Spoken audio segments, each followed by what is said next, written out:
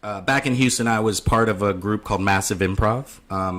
There was a guy who moved there a few years before, who was from Chicago, and he had literally trained with Del Close and was at IO for a really long time and ended up moving away. And he started an improv group in Houston. And I, along with like 4 to 5 other people, were like the core group of people that we started. And for 2 to 3 years, we just did shows. We practiced. Like, I mean, you know how this is. This is like when you first start improv, you want to practice every day of the week. We would practice 3 to 4 days a week for like a couple hours. And so it was like, it just became a part of my DNA of like, oh, I need this. This is fun. I'm learning about myself and like other people. And so that kept going for a while. He ended up moving away. I ended up being the artistic director for about 1.5 years before I moved here. And it just got me in love with the art form. And I began to see it as an art form. You talk to improv, you talk about improv to people, and a lot of times lowest common denominator wins, right? It's whose line is it anyways? It's comedy sports. It's like short form. A lot of people don't point at long form. They don't really know what it is. And I just fell in love with the storytelling aspect of it, being able to play characters. I'm kind of a self-taught actor. I mean, I had acting classes in college and school, but I always felt like improv is what trained me to be an actor.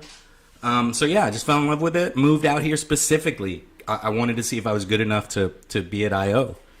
I always held it up in high regard, the Chicago IO. How did people in Houston, because I'm always curious about this, like we know that Chicago is the heartland of improv, and dinner and an improv show is kind of a regular happening in Chicago, but maybe not so in LA or in other cities. So like how was it regarded in Houston when you were there? It's tough. A lot of people really didn't know what it was other than Whose Line, right? So we would have to sell it as that first and then get them out. After a couple years of doing it, we started to get a little attention.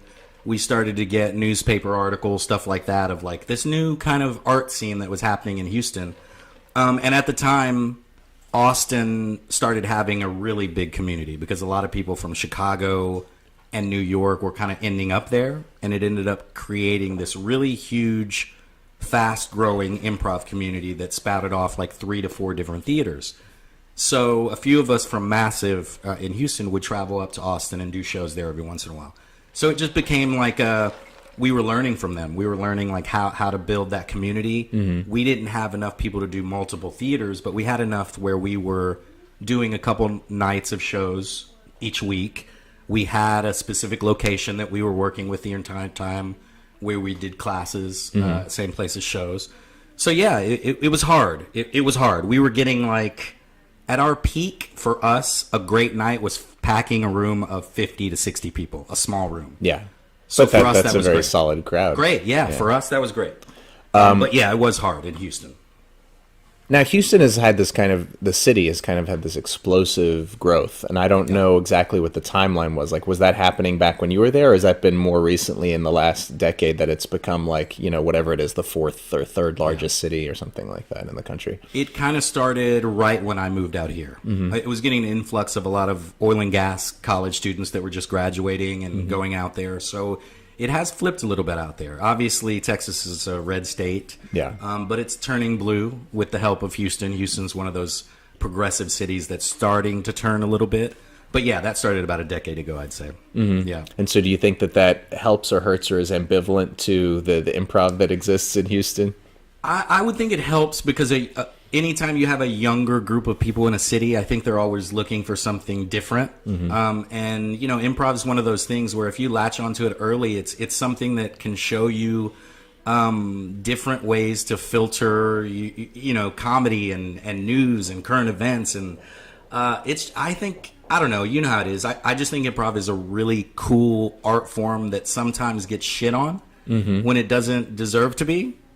Like a lot of stand-up people just shit on improv, where it's like, yeah, I don't think improv needs to be shit on. Well, you know what my opinion on that is? I mean, first of all, obviously, there's no shortage of bad stand-up. Exactly. There's no shortage of bad improv. But there also isn't a filtering mechanism like you have in these other traditional art forms. Like there's no a newspaper of record that goes around reviewing improv teams and shows. Yeah. So you go, oh, well, this is a 4-star show, and I know what I'm getting into. It's all kind of word of mouth and random and who can promote the best, but there's no, like, objective anything that you can point to going, oh, well, you know, these guys won a Dell Close Award or whatever, so I should go see them. I think anything that you find like that, it's always theater centric. So you don't really know where, like we had the Dells at IO, but that doesn't mean anything. I never made it out of the building. Yeah. That doesn't mean anything to UCB or, you know, any of those people. So yeah, it's weird. Yeah, there needs to be some kind of, I don't know what, governing body or a newspaper we need like the of record. IOC of, or like a Beckett's, like a pricing guide where you can have ratings for teams and stuff. That is.